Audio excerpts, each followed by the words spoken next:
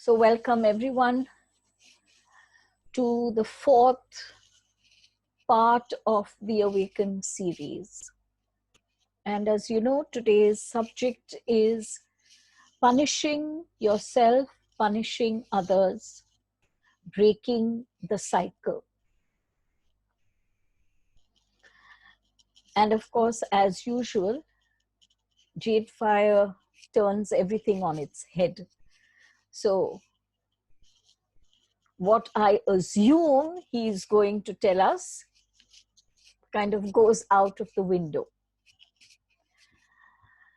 And so he starts by talking about our belief about God and how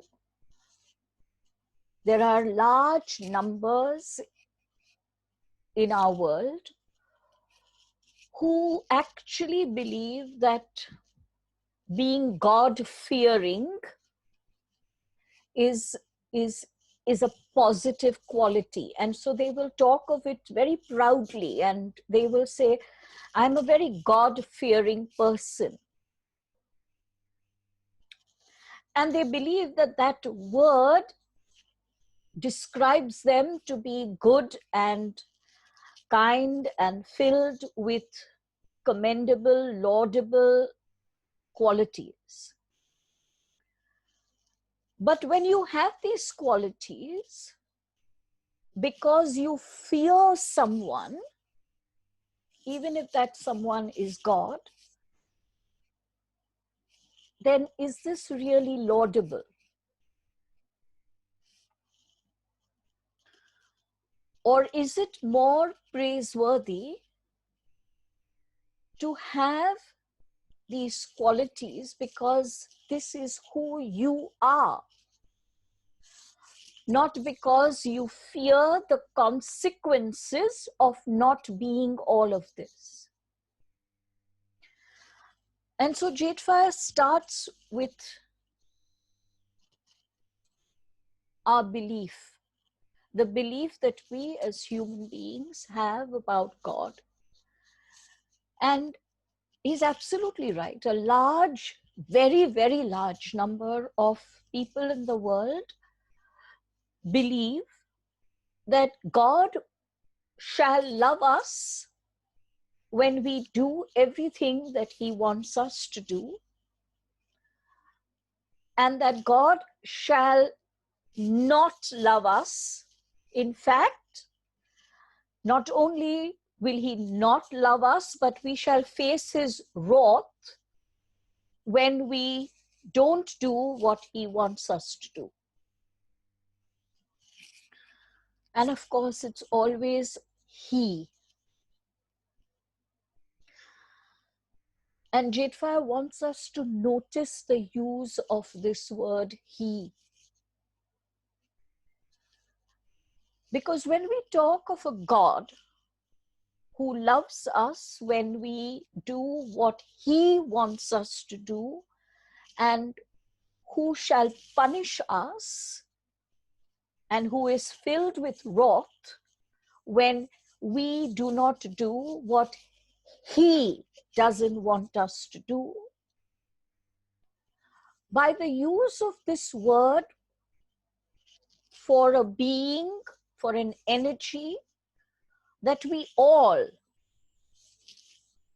collectively believe is a higher, omnipotent, omniscient energy, by using the word he for this energy, we instantly give permission to the male gender in our world to take on the reins of rulership and dictatorship,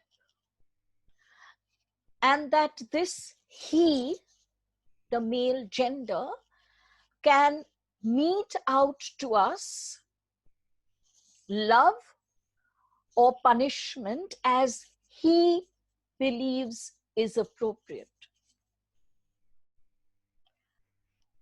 And so one of the first things that JadeFire talks of in this discussion about justice and punishment is that do not speak of the God energy as he or she, because truly it is neither. Energy can only be spoken of as it. And whether this energy is the God energy, is the God source, or any other energy, like electricity, for example, we don't speak of electricity as he or she, do we? We say it. And so let's come to the truth of the God source, and by the constant reiteration of this word he, we subconsciously, without even our awareness, and for me, this, what JadeFire shared was, it really was like, oh wow, a use of one small two-letter word can make such a huge difference in society.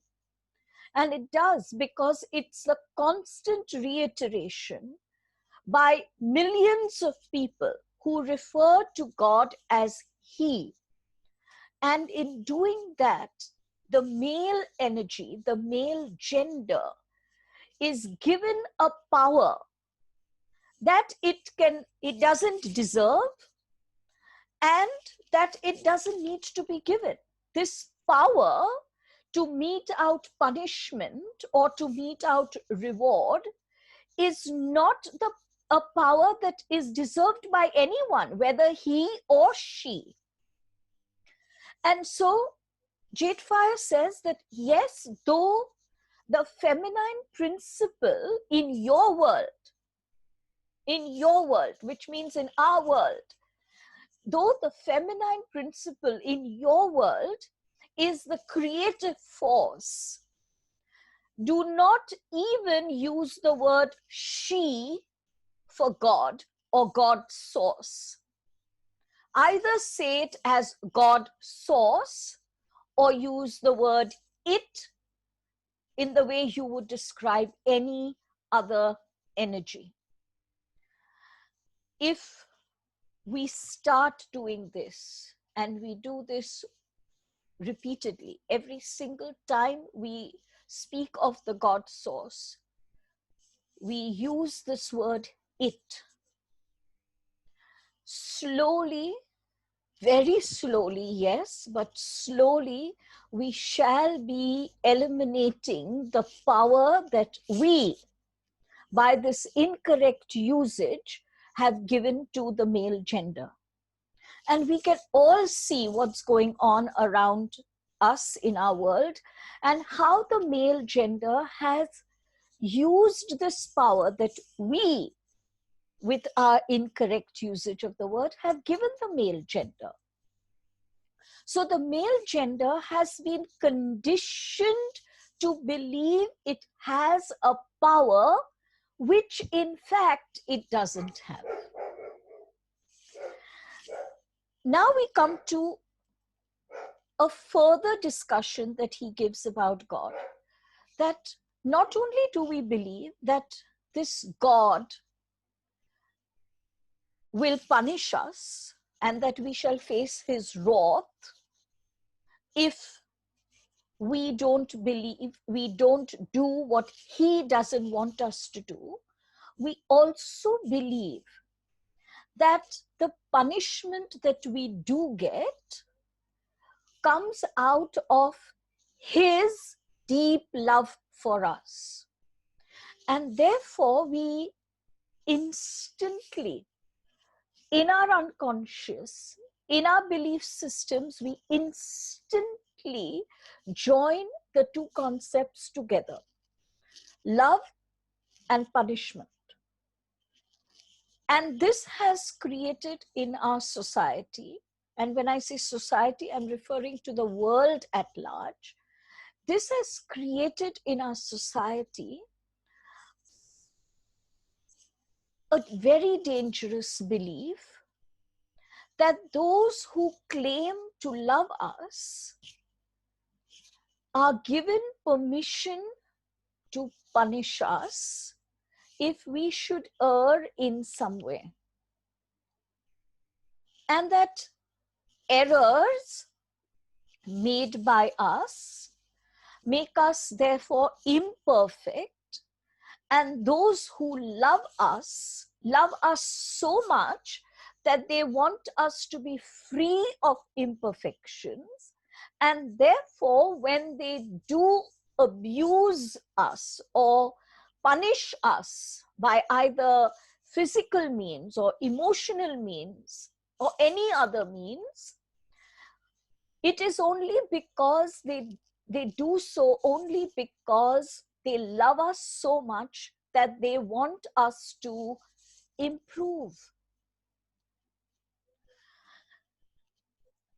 And this is really so spot on, because when I talk to my very, very young ones who come to me for sessions, and if I know that there is some kind of physical abuse in the family, and I question the child, very, very often the child answers by saying, Dad is right or Mom is right about hitting me and punishing me because I am being bad.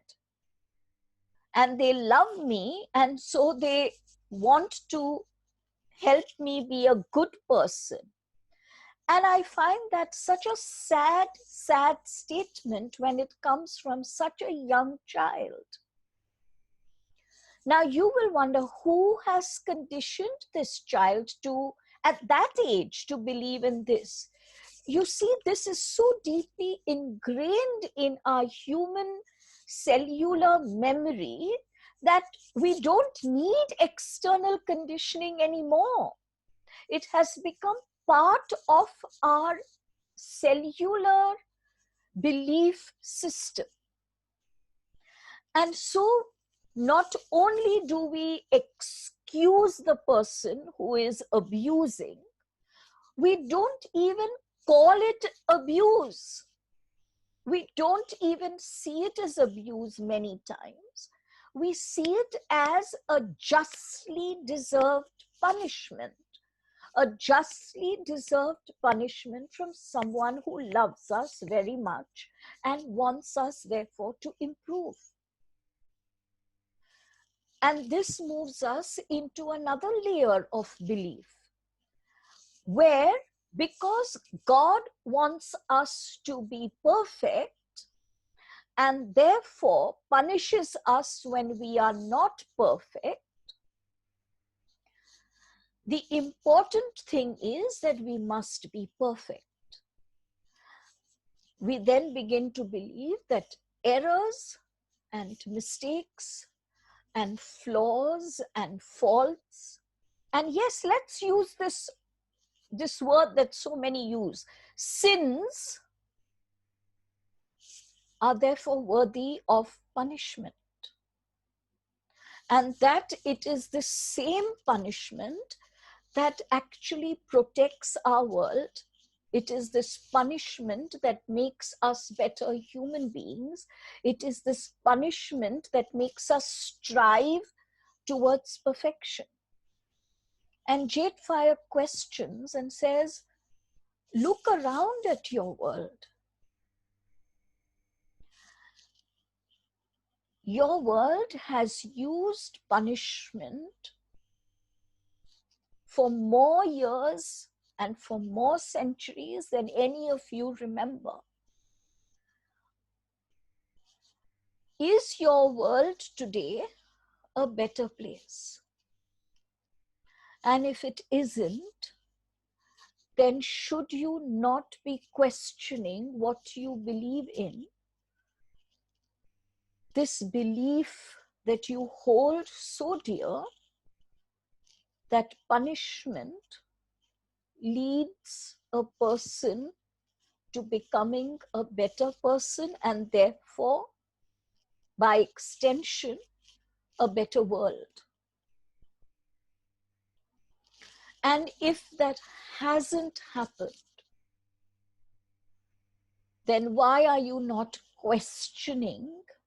Why are you all not questioning why it hasn't happened? It is the same belief in love and protection and punishment that then makes us believe in the fact that karma is also a punishment. And so layers upon layers upon layers of misconceptions and beliefs are created by that one indoctrinated belief that God loves us when we do what is right, and God shall punish us due to the great love that God has for us. God shall punish us whenever we do wrong. And so if we have done wrong, we must therefore bear the brunt of punishment. And then we move into this belief of karma as punishment. And that therefore we must do penance for what we have believed. We have to take away from our lives happiness and success and love and good health, so that we are penitent about all the wrongs that we have done, not only the ones we have done in this lifetime, which we know of, but all the ones that we could have done in 100 lifetimes, which we have no idea about, but we believe we are suffering because of those wrongs. And then that belief in karma leads us to this belief that everything in our life, therefore, is predestined. That there is this Superman called God, who is deciding every moment of our lives, deciding whether we should be healthy or sick, deciding whether we should be married or lonely, deciding whether we should be successful or defeated. And so we start believing in predestiny. We start believing that everything is out of our control. And when we start believing in that things are not in my control, there is this deep sense of disempowerment. There is this deep experience of powerlessness. And as soon as I feel disempowered, as soon as I feel completely powerless, I turn, and I'd like you to hear this, I then turn to someone who I believe is more powerful. And because I have used the word he over and over and over and over again, when I talk of God, I automatically turn to a male figure as my pillar of support. That is not at all to say that the men in our lives are not our pillars. Of course, many, many of these beautiful men are our pillars of support. But they do not disempower us by being our pillars of support. But when I am disempowered and I turn to a male figure, I don't turn to that male figure as an equal. I turn to that male figure as a slave, as a subordinate, as someone not only secondary, but way below him, because he, him, God, all go together in my deep, deep, deep belief system. And then that male figure is given the full permission to reward me and punish me. Now, when I experience that, and I experience that I am less than this figure, whoever it might be, male or female, there is the instant experience of separation. I am not as good as this person. Of course, it could be the other way around. This person is not as good as me. And so there is this very deep layer of separation that then becomes active. And we begin to see ourselves as separate from each other. I am not as wrong as you are. You are more right than XYZ. And then we begin to judge. This person has bad health because they are paying for their bad deeds. This person is suffering from poverty because they are being punished for the greed and dishonesty of so many lives. This person does not have love and joy in their lives because they don't deserve it.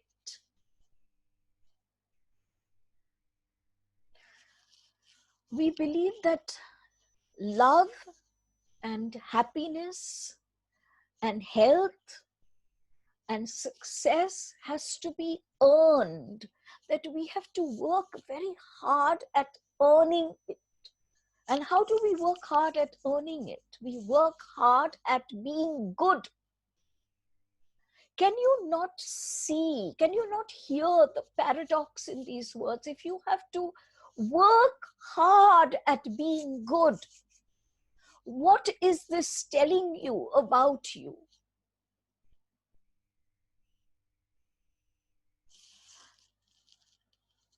Not only then do we feel this separation from each other, but the separation that we have from God becomes an ever widening chasm.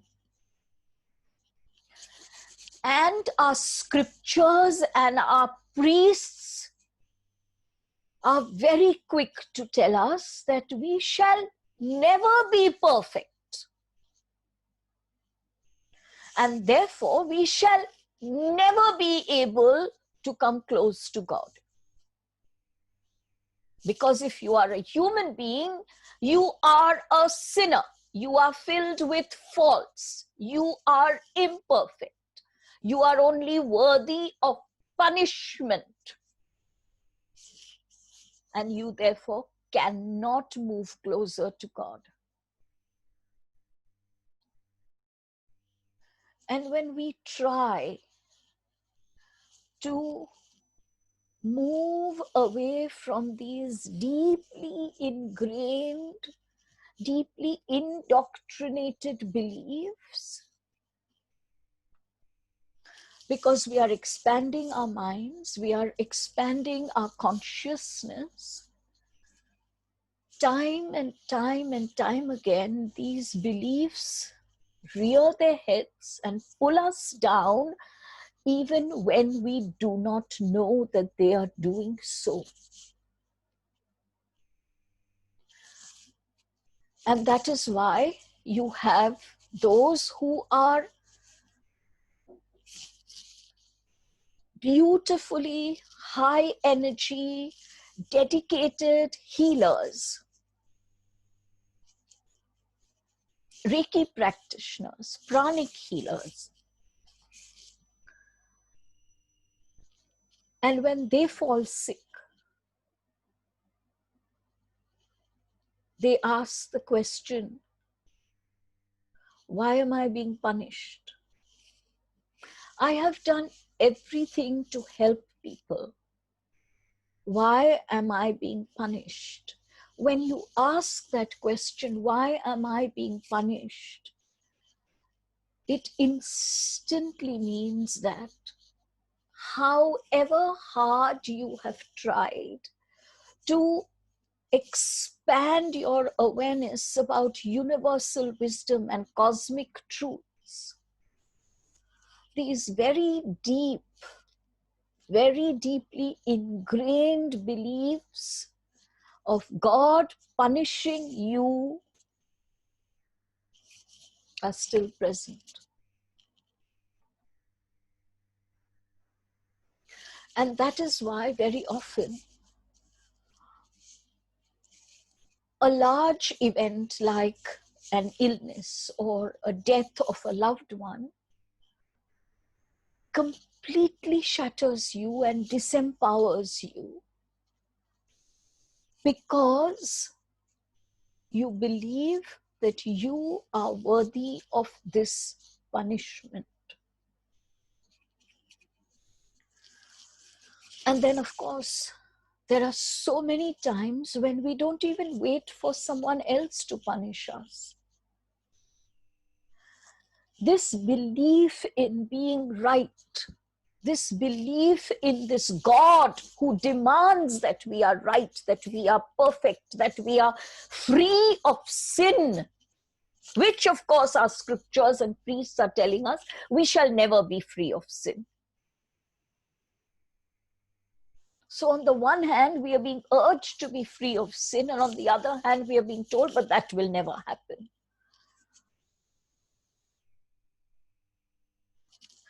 And when I know that I am not free of sin, when I experience my own anger, when I experience my own jealousy, my envy, my cruelty, my harshness, my non-forgiveness, my judgmentalism, when I experience all of that, there is such an overwhelming guilt that engulfs us. Guilt and deep shame.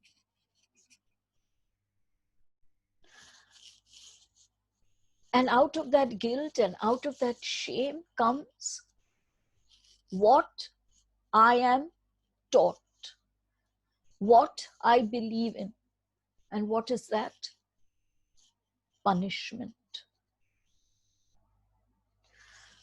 And so I punish myself by not allowing myself to be happy, by not allowing myself to be fulfilled, by drawing to me those who could betray me, by drawing towards me those who cheat me, who lie to me, who hurt me, who abuse me.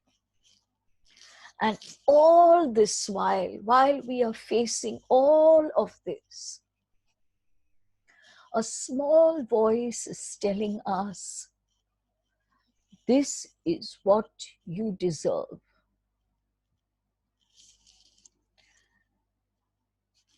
I'm going to give you a very brief example of a client of mine who was unable to conceive.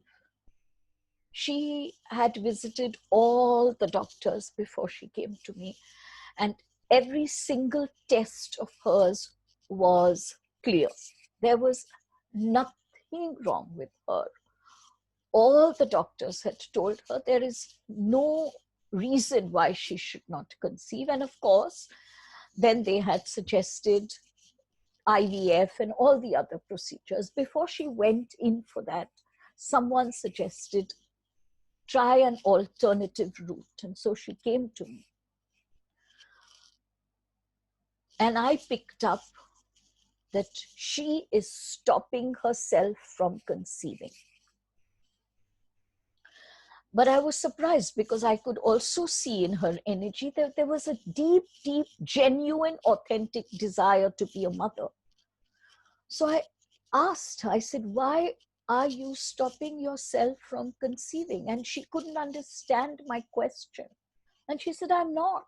I'm doing everything that everyone is asking me to do. And I said, tell me about your life.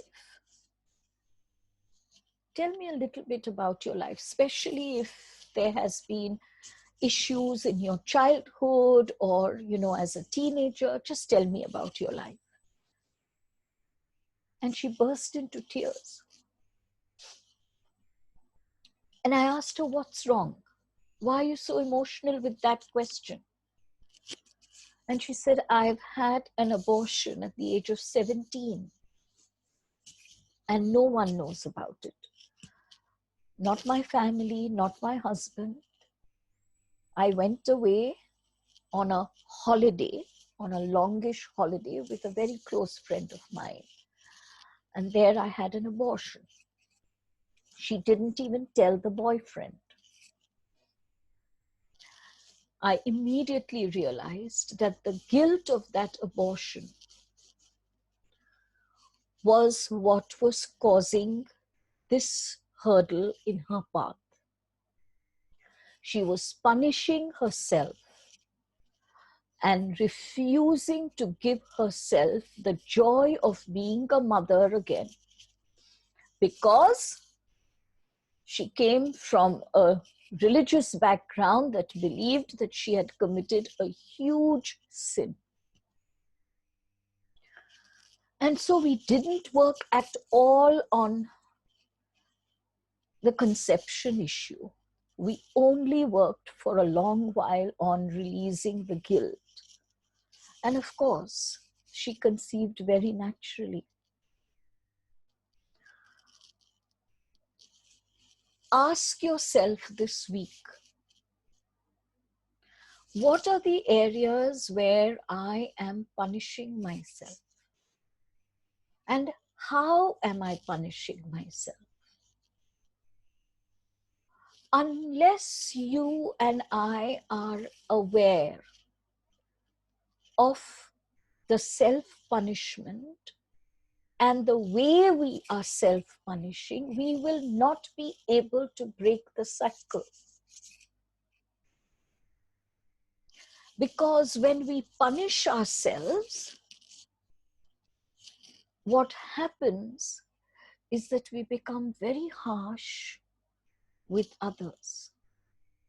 We refuse to abide by their flaws. We refuse to overlook their faults. We refuse to forgive them for their misdemeanors.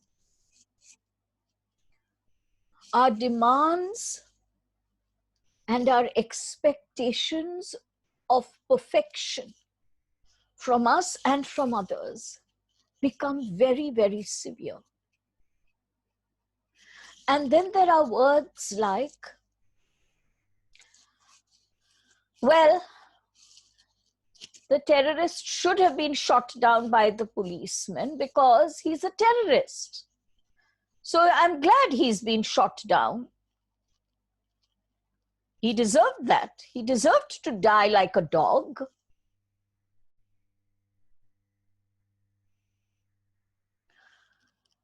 All of us get trapped in this. All of us get trapped in this. And when the crime committed by someone else is truly what we would call despicable, then our need to justify that punishment is even stronger. And JadeFire asks here, why do the flaws and faults and crimes and sins of others scare you? Why are you scared of that? The punishment is given because we are scared. What are we scared of? And he asks us this week to introspect. Are we scared of it happening to us? Are we fearful of our own safety, the safety of our loved ones? But he asks one more very pertinent question. Are you scared that this same crime, this same sin, this same heinous flaw lies within you, which you don't want anyone to know?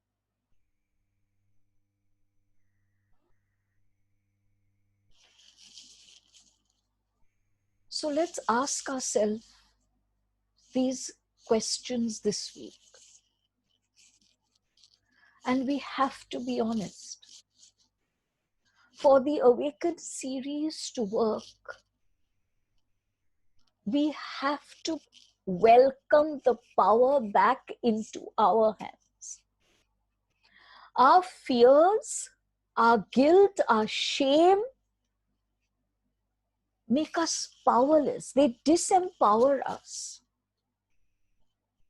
And we shall never be able to bridge that chasm of separation. We shall never be able to move from scarcity into abundance if we remain powerless.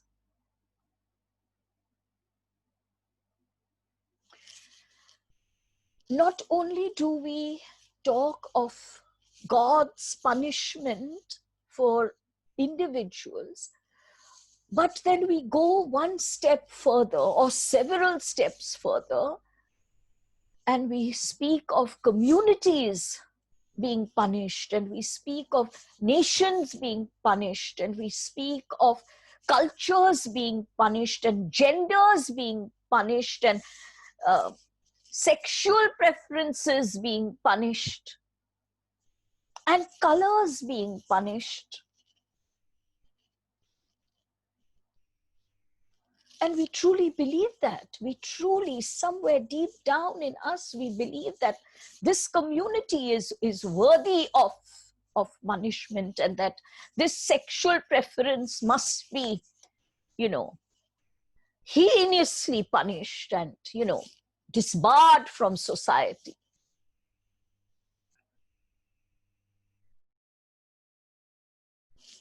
And when a country has a calamity,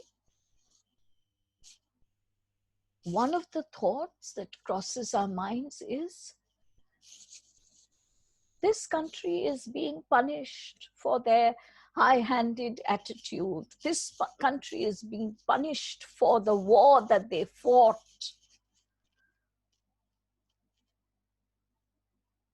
Our mind instantly moves into this belief of punishment for ourselves, for others, and for the world at large. There have been so many who have written to me, messaged me, asked me over the phone, what has JadeFire told you about COVID? What is the human race being punished for? And they are extremely surprised, almost non-believing, when I tell them that JadeFire does not look at COVID as a punishment. He looks at it as one of the most sacred catalysts for human transformation. It's easy for us to believe in punishment.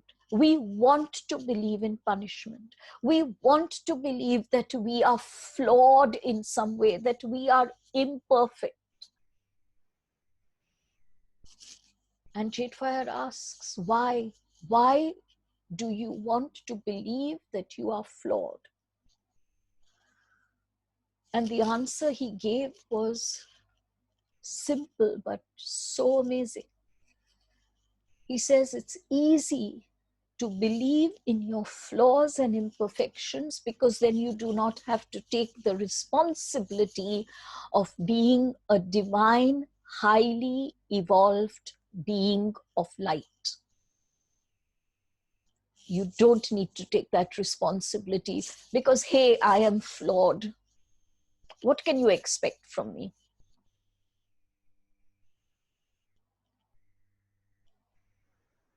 There is something that I've written when he asked, was when he and I were chatting, and I'm going to read that out to you. He said, justice has to become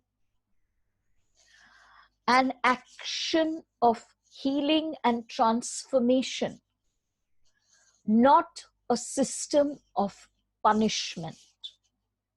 I'm going to read it again. Justice has to become an action of healing and transformation, not a system of punishment. And what is it today? What is our justice system based upon? Is it not based upon A, do you deserve to be punished? And B, if you do, how severe must the punishment be? These are the two premises of our justice system. And JadeFire says, justice is an act of healing and transformation. And this, in fact, is our main exercise for this week.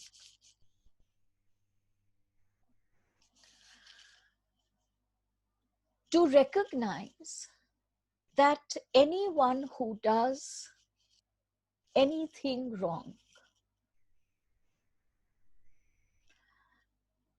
is an extremely wounded person.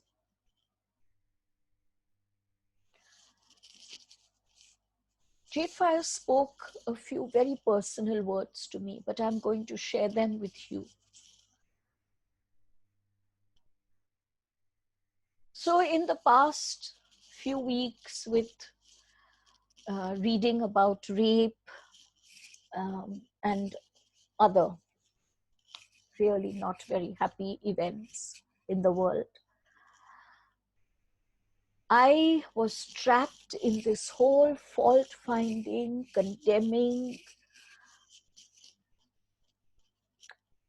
not wishing good for those perpetrators, I call them.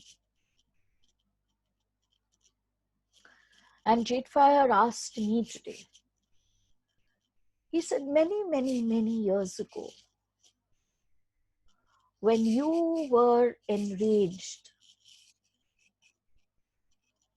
did you not speak words that were very cruel to your mother who loved you dearly? Did you not insult and hurt friends who were there for you?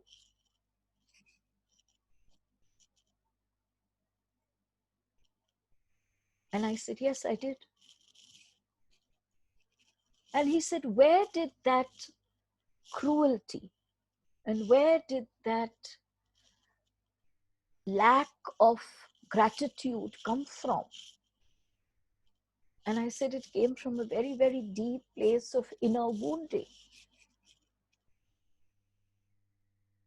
And he said, are you the only one allowed to be wounded and act in a manner that you did not like? What gives you the permission, beloved, to not recognize someone else's wound Is it justified that you do not recognize the inner wounding because what that person has done, according to you, is way more harmful, more heinous, more horrible than anything that you've ever done? Are you justifying your words? Are you justifying your condemnation by believing that?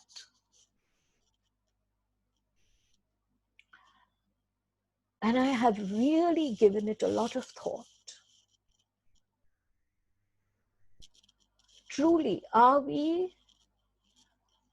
can we justify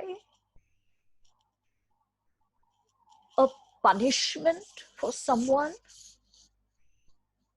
because the degree of their action is bigger, is worse than our own?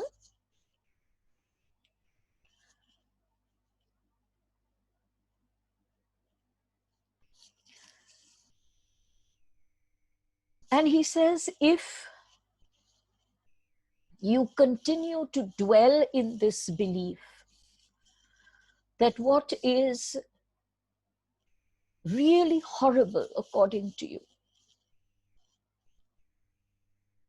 needs a really horrible punishment, then you shall never wake up from your sleep. You shall remain asleep. You shall remain in this pretense of being asleep even though you are awakened.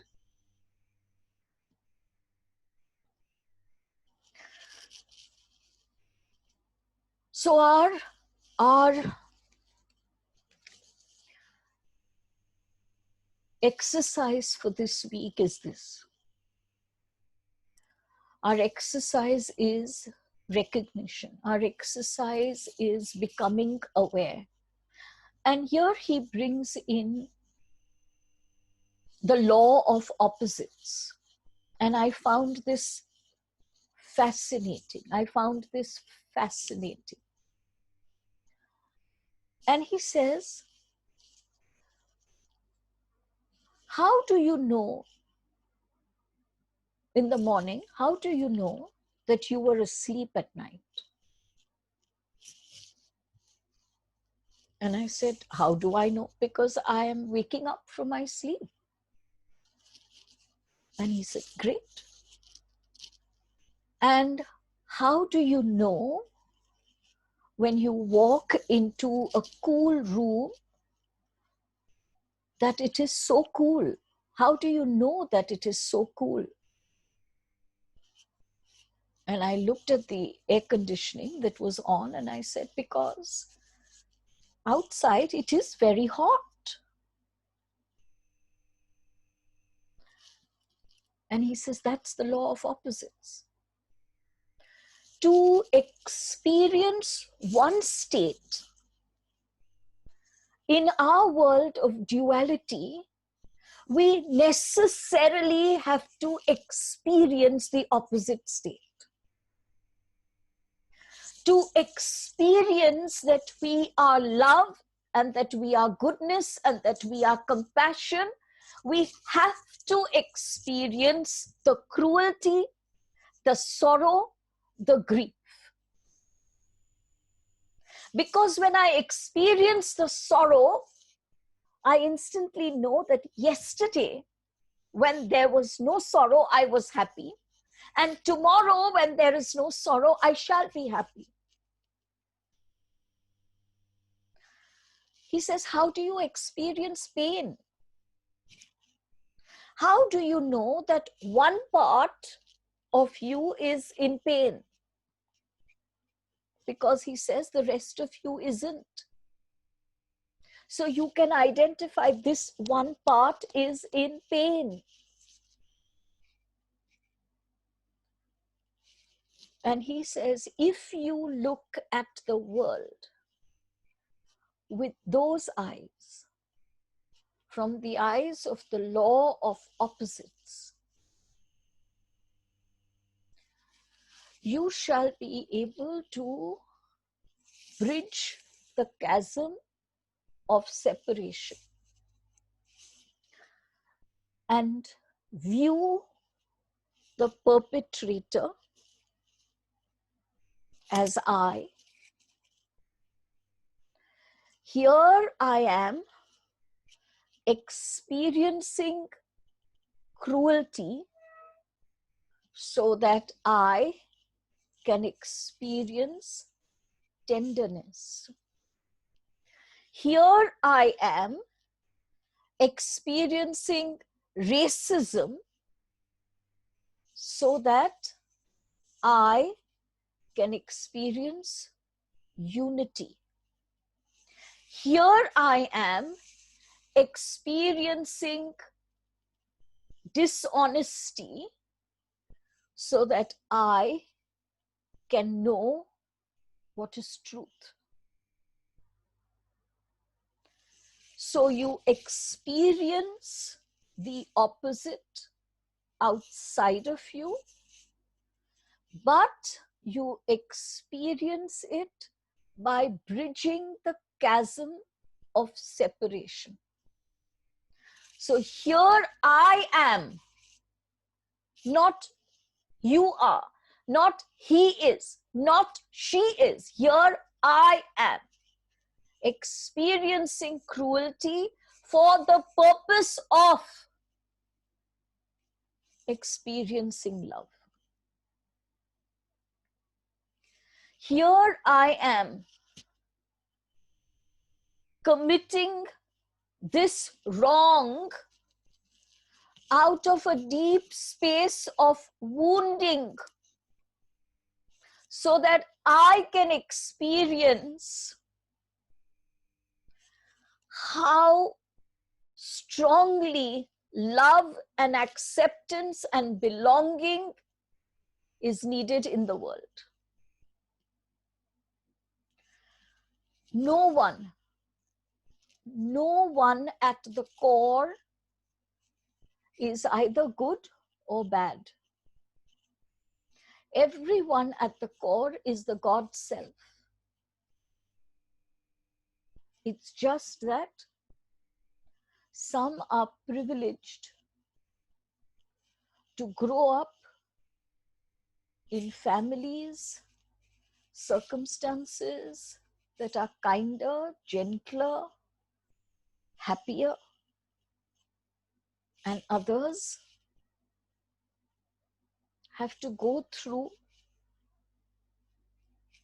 parental abuse, poverty, discrimination, hardships of a kind that you and I cannot even begin to fathom and imagine. And if we can't fathom and imagine those hardships, do we have the right to punish them for that? Or must we do everything in our power to help them heal and transform?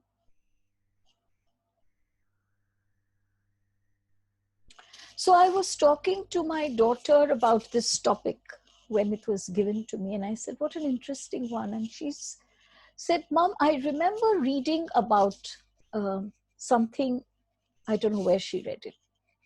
And she said, I'm not sure whether it was Sweden or one of the other countries, but their prisons are like 5-star state-of-the-art hotels. They have large kitchens. They have supermarkets. Because the government believes they are here to be rehabilitated. They are here to understand why what they did was wrong and what they could have done instead. And if we treat them as criminals and as animals, we are only making them better criminals. We are not making them better human beings. And I said, wow, really? And she said, yes, I remember reading it some time ago. Can you and I imagine that if our prisons turned into facilities of healing and transformation, where the wounded men and women were heard? Maybe for the first time in their lives, they were heard. Their wounds acknowledged. And then another path suggested to them, not demanded of them, not forced onto them, suggested to them. And JadeFire says, the human instinct is to do right. The human instinct is to do good. The human instinct is to be kind. And when a person is not kind, is not good, then it's because the wound is very, very deep. And a system of justice, he says, which is based on reaction and not as an action, will only create better criminals, not a better world. Our justice system is based on reaction. There is first an action and then we react.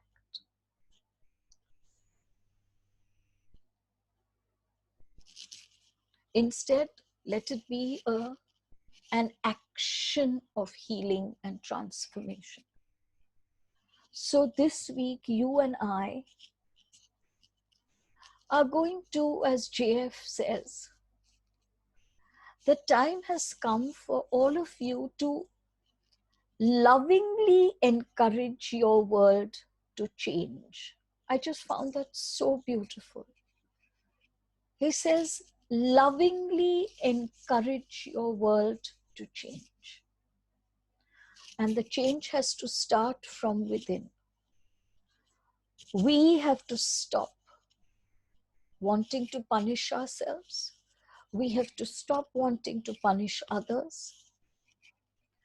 We have to recognize in every criminal, in every perpetrator of violence, in every racist, in every dishonest person, we have to recognize ourselves. This is our exercise for this week. There I go again being dishonest. There I am experiencing cruelty. So that I might know the fullness of love and tenderness.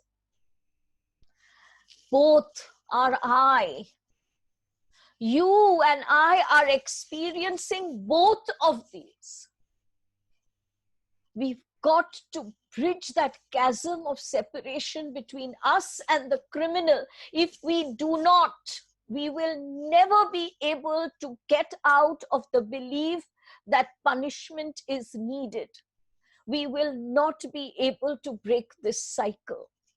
We will continue to punish our children. We will continue to use punishment in school. We will continue to use punishment in our world, because if God uses punishment, surely human beings can do the same.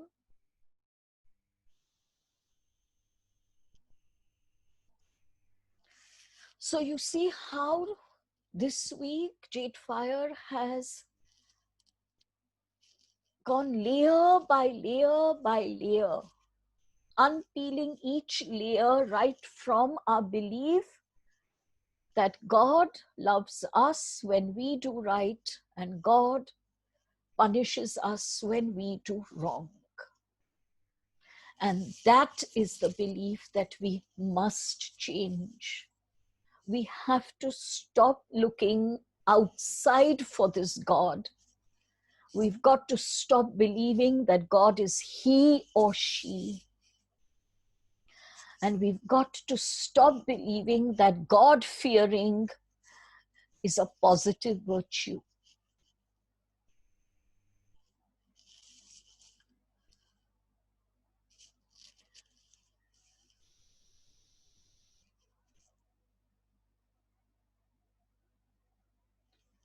I shall be putting up a meditation in a day or two, because I have requested JadeFire to give all of us some meditation that we can do to work upon this.